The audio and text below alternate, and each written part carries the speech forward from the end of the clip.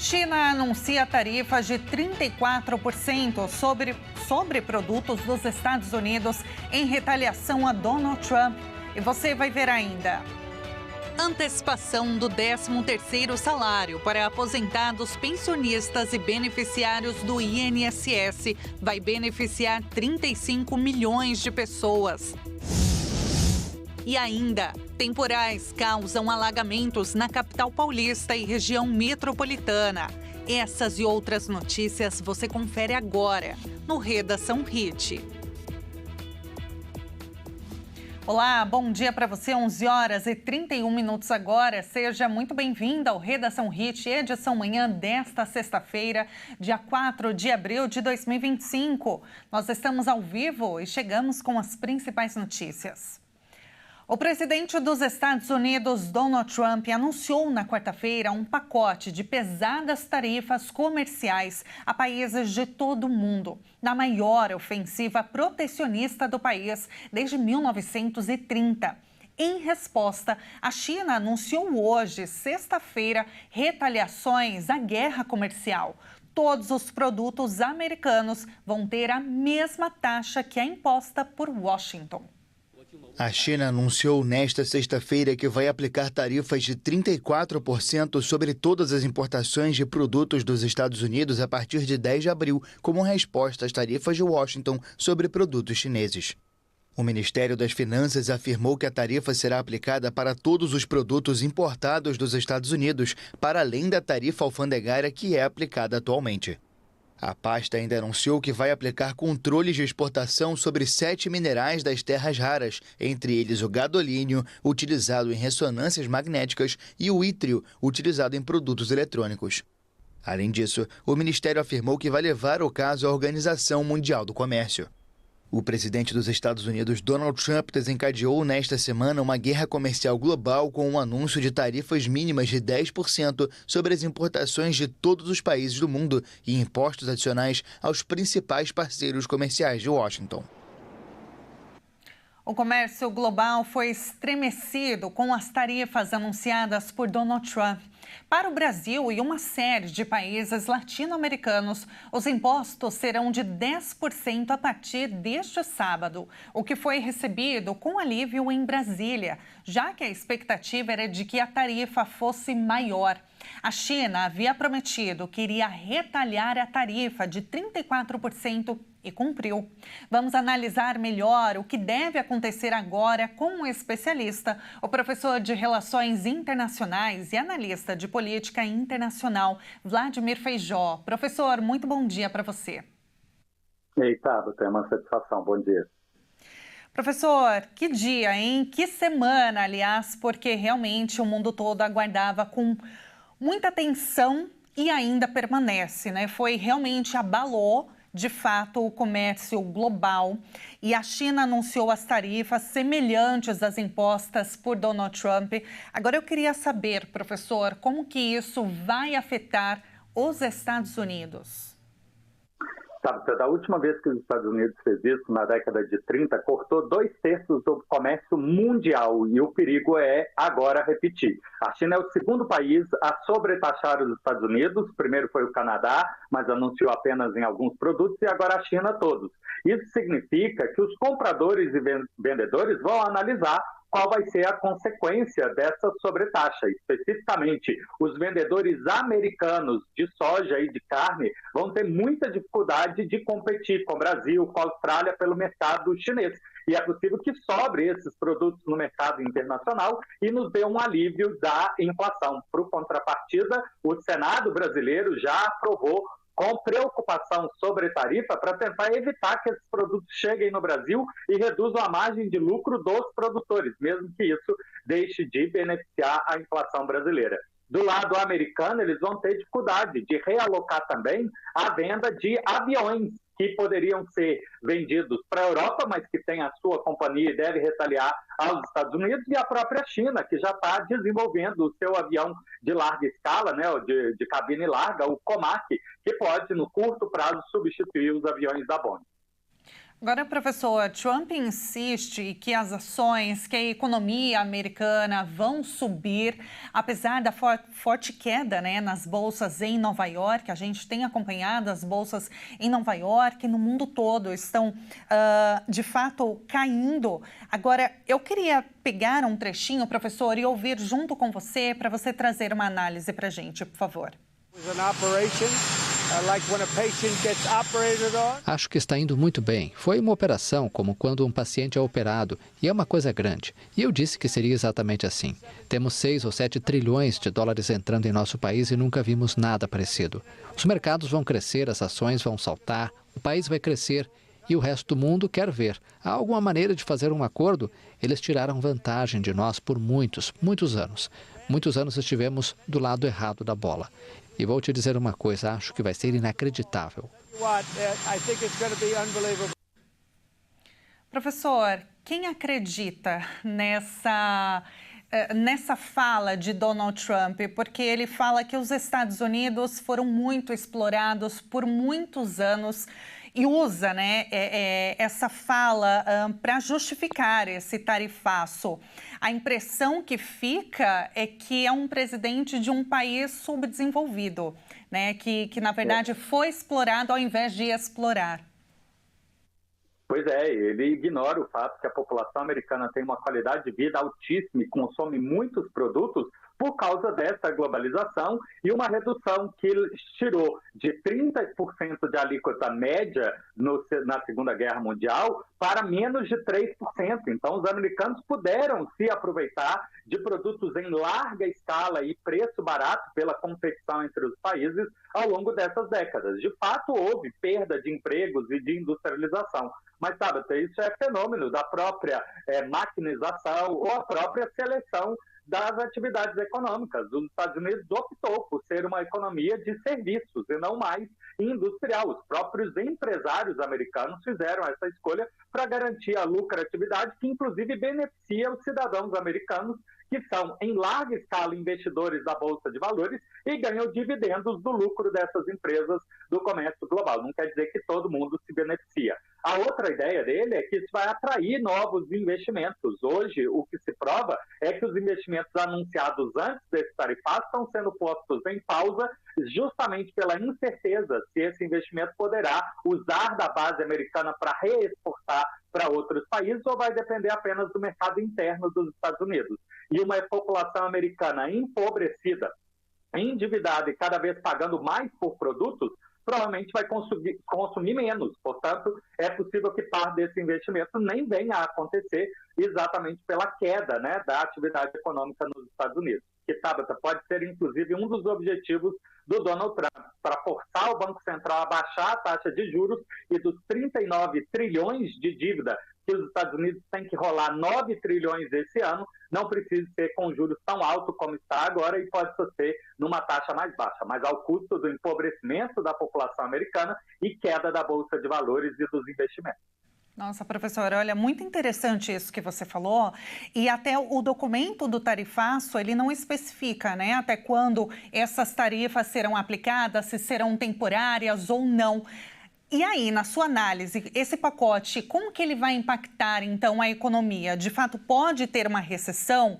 Por consequência, a popularidade do presidente Donald Trump deve cair? Porque recentemente houve uma pesquisa de popularidade indicando que caiu, que ele não está bem entre os eleitores norte-americanos.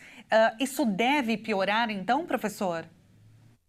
O secretário da Fazenda dos Estados Unidos, que é o ministro da Fazenda, diz que esse tarifaço é para chamar os países à negociação. Por enquanto, ninguém quer negociar, só está aplicando sobretaxa ou está, pelo menos, analisando.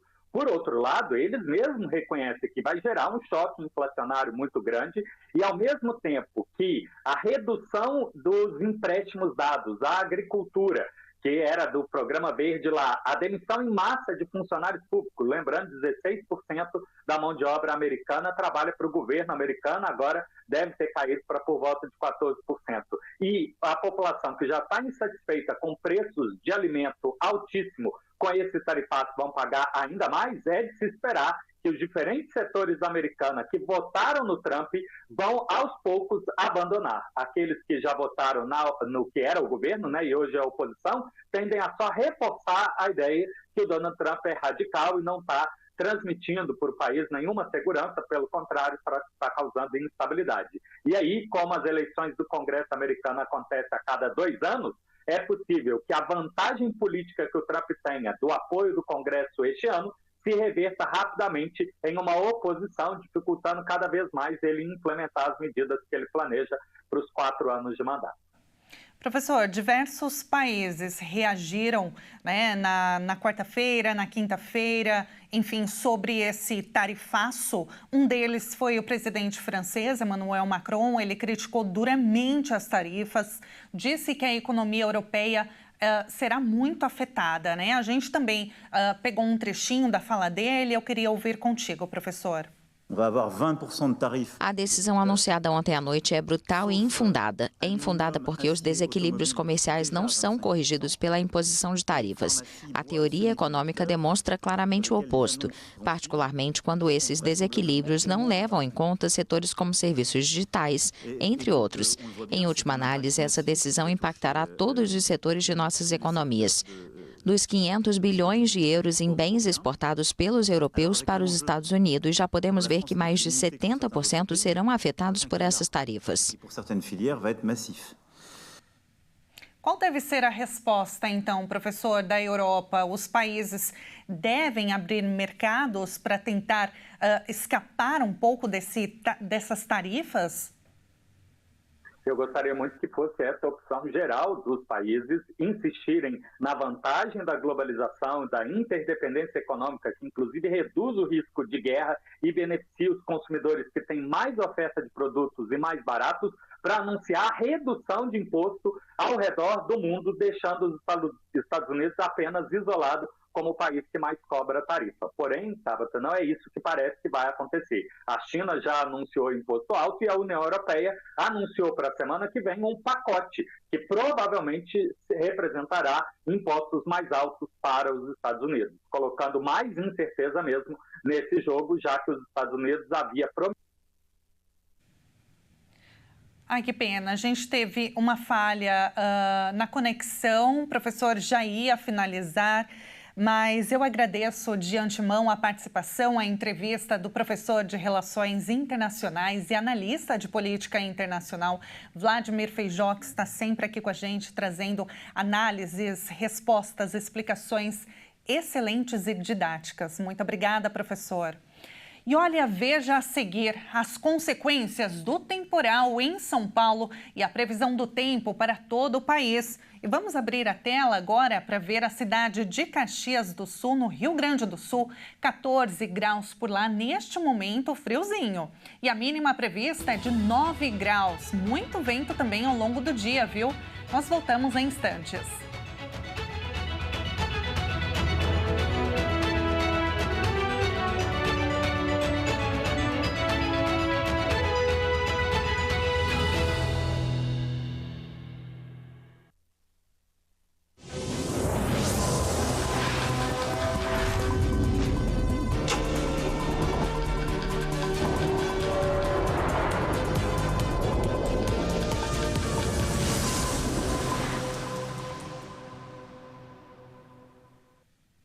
E nós estamos de volta com o Redação Hit, agora pelo horário de Brasília, 11 horas e 46 minutos.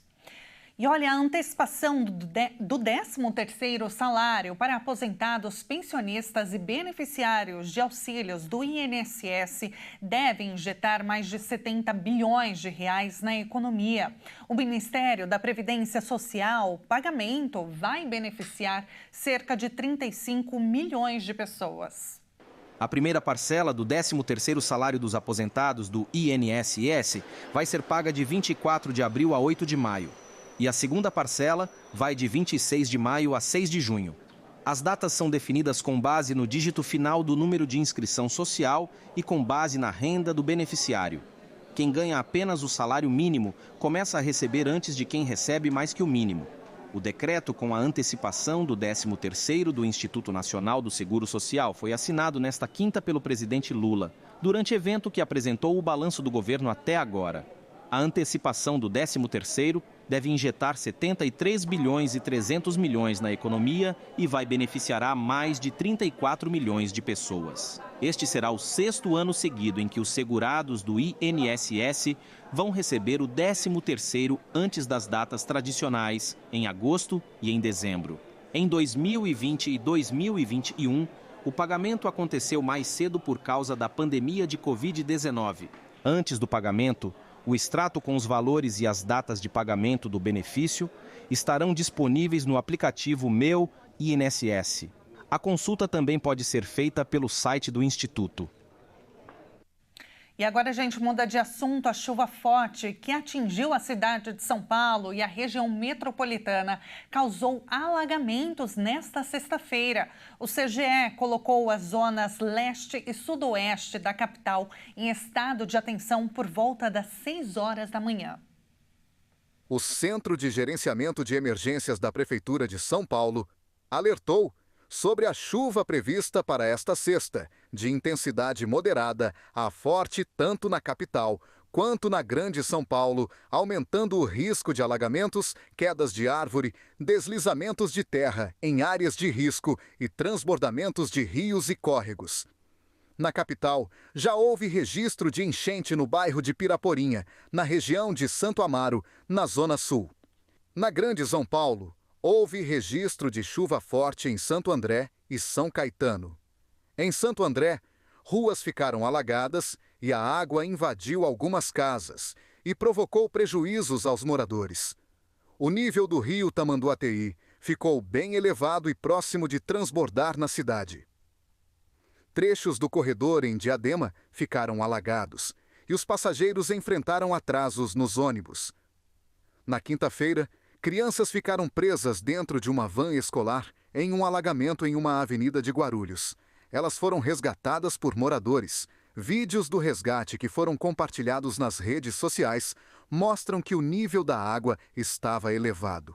A cidade de São Paulo entrou em estado de atenção para alagamentos à tarde, quando o radar meteorológico registrou chuva forte nas zonas norte e oeste. A Defesa Civil atendeu ocorrências sobre queda de árvores.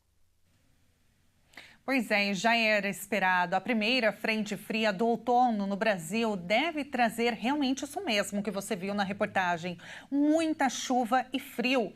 São Paulo e Rio de Janeiro são os estados que mais devem sofrer com os temporais. A nova frente fria que avança pelo sudeste deve manter o tempo muito instável nos próximos dias, principalmente em São Paulo e no Rio de Janeiro. Estão previstos temporais em ambos estados e também trazer ventos muito intensos. Essa é considerada a frente fria mais intensa do outono e do ano. Segundo o Instituto Nacional de Meteorologia, áreas entre o litoral norte de São Paulo e boa parte do centro-sul do Rio de Janeiro podem ter chuva acima de 100 milímetros por dia nos próximos dias. O Centro Nacional de Monitoramento e Alerta de Desastres Naturais incluiu em seu relatório um alerta do mais alto nível de risco para sábado e domingo na região de Petrópolis. Há ainda alertas para possíveis deslizamentos e alagamentos em faixas de Minas Gerais e do Espírito Santo, além de Rio de Janeiro e São Paulo. O INMET já emitiu um aviso meteorológico vermelho de grande perigo para os acumulados de chuva previstos para o litoral de São Paulo, pode registrar volumes acima de 200 milímetros até o domingo. Já no Rio de Janeiro, também há previsão de volumes excepcionais de chuva, com acumulados que podem superar a média para todo o mês de abril.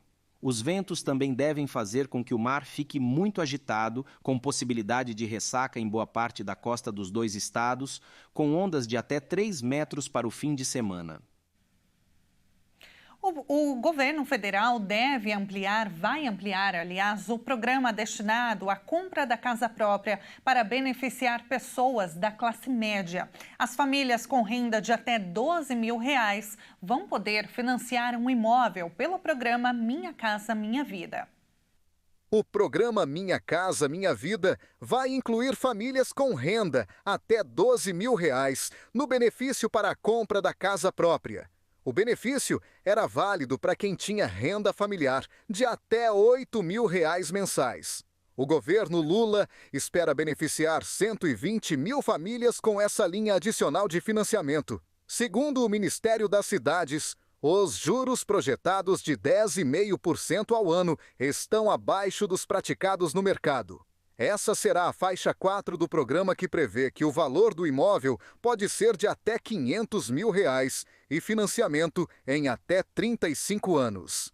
Ainda não foi informado quando as novas linhas de financiamento estarão disponíveis e se o financiamento valerá apenas para famílias que ainda não têm imóvel registrado, como acontece nas demais faixas.